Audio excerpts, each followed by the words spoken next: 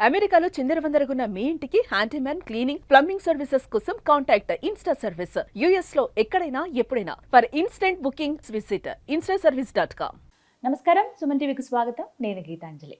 2026వ సంవత్సరంలో ద్వాదశ రాశుల వారి జాతక ఫలితాలు ఏ విధంగా ఉండబోతున్నాయి తెలుసుకుందాం. వివరించేందుకు ప్రస్తుతం మనతో పాటు ఉన్నారు భారతీ శంకరపీఠం వ్యవస్థాపకులు, ప్రముఖ ఆధ్యాత్మికవేత్త బ్రహ్మశ్రీ అన్నవరపు తిరుపతిమూర్తి అవధాని గురువు గారు. వారితో మాట్లాడదాం.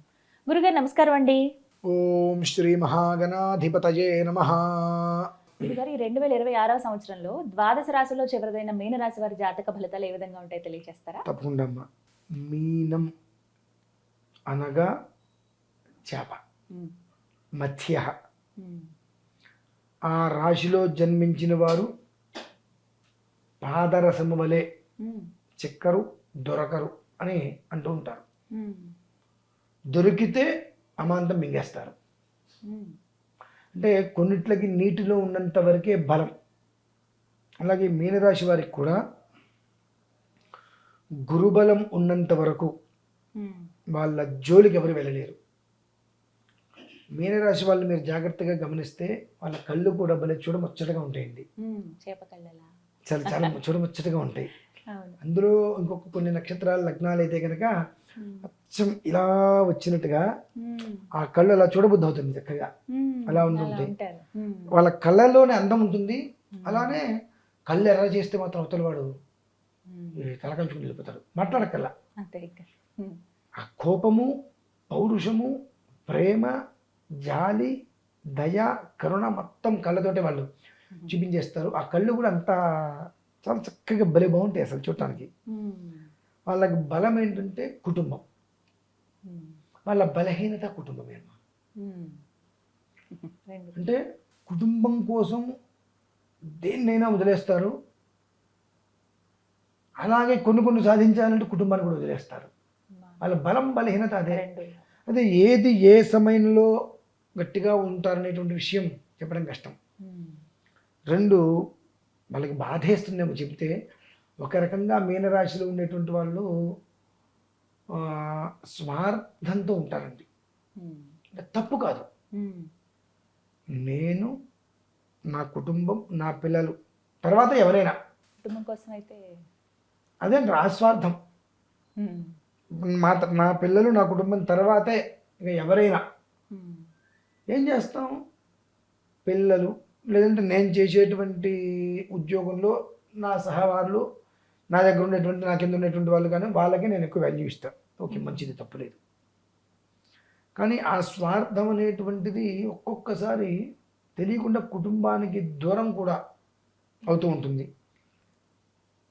దేనికి వెనకాడరు మమ్మల్ని. కుటుంబం కోసము, దానికోసము, దీనికి ఖర్చు పెట్టాలంటే వెనకాడరు. ఒక చేతికి రూపాయి ఇవ్వడానికి మాత్రం సిద్ధపడరు.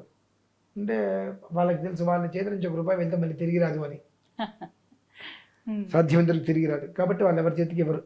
గడుస్తున్న కాలం కూడా మొత్తం అంతే ఉంది. గడిచేటువంటి కాలంలో జనవరి 12, 13 తారీఖుల తర్వాత వాళ్ళకి దశ బాగుంటుందమ్మా. అప్పటి వరకు బాగుండదు అని కాదు, అనుభవిస్తున్నప్పటికీ కూడా నేనేదో సౌఖ్యాన్ని అనుభవిస్తున్నా అనేటువంటి ఒక ఆలోచన వాళ్ళకి రాదు. ఏదో కష్టపడుతున్నా, దానికి ఏదో నాకు ఫలితం వస్తుంది అనుకుంటున్నారు. గురుబలం తక్కువగా ఉంది ఒక రకంగా. ఆ గురుబలం అనేటువంటిది వాళ్ళకి కనుక పెరగడం మొదలుపెట్టిందా ఎవరు ఆపలేరు. అందులో మీనరాశిలో అమ్మ చదువుకునే వాళ్ళు బాగా ఉంటారు. మీరు ఎక్కడైనా చూడండి, కాలేజీ ప్రిన్సిపల్స్, మంచి విద్యావేత్తలు, వీళ్ళందరిలో ఎక్కువగా మీనరాశి వాళ్ళే ఉంటారు. అంటే ప్రతిదానికి ఒకటి చెప్పబడి ఉంటుంది, ఈ రాశిలో ఉన్నటువంటి వాళ్ళు దీనికి అర్హత కలిగినటువంటి వారు అని చెప్పి. అందులో ప్రభుత్వంలో పనిచేసేటువంటి దాంట్లో కూడా పాఠశాలలకు సంబంధించి, పై స్థాయికి సంబంధించి కాస్త మెదడుగా మంచిగా ఆలోచించి మంచి పొజిషన్లో ఉన్నటువంటి వాళ్ళు మీనరాశిలో ఎక్కువగా జన్మిస్తారు. ఖచ్చితంగా మీనరాశిలో జన్మించారు ఒక మనిషి అంటే మనం చెప్పుకోవచ్చు, భగవద్ అనుగ్రహం ఏ ఆవగింజంతో వీటి గవర్నమెంట్ ఉద్యోగం కన్ఫామ్ అని చెప్పి మనం పుట్టగానే అనుకోవచ్చు. ఆ మీనరాశిలో ఉన్న గొప్పతనం అంటే ఇప్పుడు సుమారుగా ఒక 30 సంవత్సరాలు 35 సంవత్సరాల వయసులో ఉండేటువంటి మీనరాశిలో జన్మించిన వాళ్ళలో 30-35 సంవత్సరాలు వయసులో ఉన్న వాళ్ళకి స్వల్ప ప్రమాదం. అవునా? అది ఈ రకంగా వస్తుందని చెప్పడం కన్నా ప్రమాదం అనేటువంటి చెప్తే వాళ్ళు జాగ్రత్త పడటం శ్రేయస్కరం. స్వల్ప ప్రమాదం, దంపతులలో వ్యతిరేకత, ఇప్పుడు రాబోయే రోజుల్లో దంపతులలో వ్యతిరేకత, ప్రతి చిన్నదానికి చాలా పెద్దదిగా అదేదో చేయరాందిదో తప్పు చేసేసినట్టుగా, వేరాన్ని శిక్ష వేసినట్టుగా భావించి దంపతుల మధ్యన దూరం పెరిగేటువంటి అవకాశం ఎక్కువ ఉంది. ఆ ఇద్దరు దంపతులలో పృచ్ఛకుడు దొరుకుతాడు, అనగా మూడో వ్యక్తికి సంబంధించిన విషయంలో వాళ్ళిద్దరి మధ్యలో తగాదా వచ్చి, వాడు ఎవరైనా కావచ్చు, నువ్వు మాట్లాడటం ఇష్టం లేదంటే నువ్వు మాట్లాడటం ఇష్టం లేదు, ఈ రకంగా ఏ ఇంటి మనుషులైనా నువ్వు వాడికి ఉపకారం చేయడం ఇష్టం లేదు, వాడికి హెల్ప్ చేయడం ఇష్టం లేదు, వాళ్ళ తమ్ముడు కావచ్చు వీళ్ళ తమ్ముడు కావచ్చు, నువ్వు హెల్ప్ చేయడం ఏదో అకారణం. అంటే ఆ సమయం వాళ్ళిద్దరి మధ్యలో కూడా భేదాభిప్రాయాలకు తీసుకొచ్చేటువంటి సమయం వచ్చింది కాబట్టి దానికి కారణాలు అనేకం వస్తాయి. కలిసి ఉండాలి అనుకుంటే కారణంతో పని లేదండి, కారణంతో పని లేదు, కలిసి ఉండటమే పని. విడిపోవాలి అనేటువంటిది ఉంటే దానికి అనేక కారణాలు మనం వెతుక్కోవచ్చు. ఇక్కడ అక్కడ ఇక్కడ ఏది చిన్న కారణం చూపించి విడిపోవడానికి మనం ఎందుకు విడిపోయావు, ఇగో ఈ కారణం, ఈ కారణం కాకపోతే ఆ కారణం, అంటే 100 విడిపోవడానికి కారణాలు ఉంటాయి. కలిసి ఉండడానికి కారణంతో పని లేదమ్మా, కలిసి ఉండాలి అనే ఒక కారణం చాలు. సో దంపతుల మధ్యన 30-35 సంవత్సరాలు ఉండేటువంటి వాళ్ళల్లో దంపతుల మధ్యన అవినాభావమైనటువంటి దూరమయ్యేటువంటి స్థితి ఏర్పడుతూ ఉంది కనుక అనేక కారణాల రీత్యా దంపతుల మధ్యన ఇబ్బందులు వచ్చేటువంటి ప్రభావం బాగా ఉన్నది. కాబట్టి సాధ్యమైనంత వరకు మీ దంపతుల మధ్యలో మూడో వ్యక్తి గురించి సంభాషణ తీసుకొచ్చే ప్రయత్నం చెయ్యవద్దు. అది ఎవరైనా సరే గబిక్కిన ఏదైనా అతను ఆమె ఏదైనా ఒక మాట అంటే రెండో వాళ్ళు మౌనేన కలహం నాస్తి అంటారు. ఈ మౌనంగా ఉండడం వల్ల గొడవలు అనేటువంటి జరగకుండా ఉంటాయి. నువ్వు ఒక మాట ఉంటావు, నేను ఒక మాట ఉంటే ఇద్దరం వెళ్ళి కోర్టు దగ్గర ఉంటాం. అలానే కర్కాటక రాశి వారు, మిథున రాశి వారు, వృశ్చిక రాశి వారు, మీన రాశి వారు కోర్టు దగ్గర ఎక్కువ ఉంటుంటారు. మనకు అంటే విడిపోయేటువంటి అవకాశాలు వీళ్ళకి బాగా, వృషభ రాశి ఒకటి, వీళ్ళకి విడిపోయేటువంటి అవకాశాలు చాలా ఎక్కువ ఉంటూ ఉంటాయి. అంటే ఆలోచన తక్కువ, అహంకారం, తొందరపాటు, తీవ్రస్థాయి, షార్ట్ టెంపర్, స్పాట్ డిసిషన్స్ వీళ్ళకి ఎక్కువ, కాబట్టి వీళ్ళే ఉంటారు. కాబట్టి అటువంటి స్థితి ఇప్పుడున్న పరిస్థితుల్లో మీనరాశికి సంబంధించి ఎంత మంచి యోగం ఏ స్థితిలో ఉన్నప్పటికీ కూడా 30-35 సంవత్సరాలు ఉండేటువంటి దంపతులు తస్మాత్ జాగ్రత్త.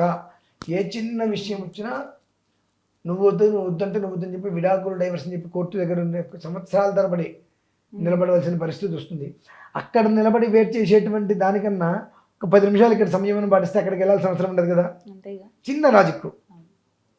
విడాకుల కోసం 3 ఏళ్ల పాటు కోర్టుల్లో ఇచ్చేస్తుంటారు. 3 ఏళ్ల పాటు జీవిత నాశనం అయిపోయింది కదా.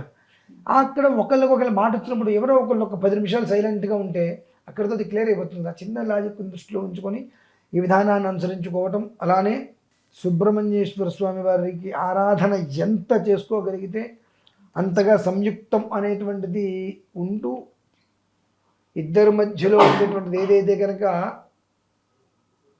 దూరం వచ్చేటువంటి గ్రహగమనం ఏదైతే ఉంటుందో దాన్ని పూర్తిగా నెరవేర్చేటువంటి వ్యక్తి సుబ్రహ్మణ్యేశ్వరుడు. కాబట్టి ఎంత వీలైతే అంత సుబ్రహ్మణ్యేశ్వర స్వామి వారి చిన్న నాగబడికి తెచ్చుకొని కలిసి ఉండాలి, కలకాలం బాగుండాలి అనుకుంటే మాత్రం చిన్న నాగబడికి తెచ్చుకొని పాలతో రోజు ఓం సుబ్రహ్మణ్యేశ్వరాయ నమః, ఓం సుబ్రహ్మణ్యేశ్వరాయ నమః అని చెప్పి ఎక్కువ సార్లు కూడా వద్దు, ఒక 6 సార్లు పాలతో అభిషేకం చేసి తర్వాత తీసేసి కడిగి గంధం బొట్టు పెట్టి అక్కడ పెట్టి కాస్త పుష్పాలు దర్శనం చేసి చలిమిడి కానీ చిమ్మిడి కానీ నివేదన పెట్టి ఈ తీర్థం తీసుకుని ప్రసాదం చేసుకోగలిగితే ప్రభావ దోషం అంతకుండా ఉన్న దాంట్లో జాగ్రత్తగా బయటపడేటువంటి స్థితి వస్తుంది. కాదు కూడదు అంటే దానికి ఇక కోర్టులు తప్పదు, ప్రాయశ్చిత్తాలు అని చెప్పి జాతకాలని చెప్పి నానా ఇబ్బందులు పడాల్సి వస్తుంది. కాబట్టి దాని వరకు వెళ్లకుండా ఉండాలి అనుకుంటే సూక్ష్మంలో మోక్షంగా ఇది చేసుకోవడం మనకి అత్యంత శ్రేయోదాయకం. చక్కగా తెలియజేశారు గురుగారు. ధన్యవాదాలండి.